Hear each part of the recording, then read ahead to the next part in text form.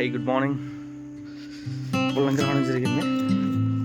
ఈరోజు పొలం బీడి చేయాలి. వాటర్ వదిలేసి కాసేపు తర్వాత వచ్చి బోర్ చాలు చేస్తున్నా.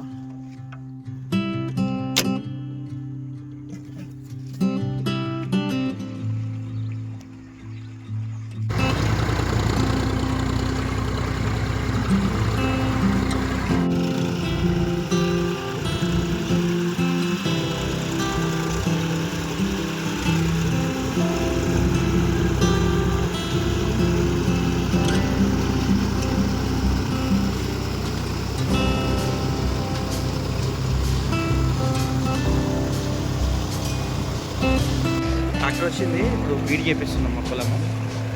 ఈ బీడ్ అయిపోయిన తర్వాత మళ్ళీ ఒక 4 రోజులు ఆగి మళ్ళీ ఒకసారి కరడి చేపించి నాటేయడం.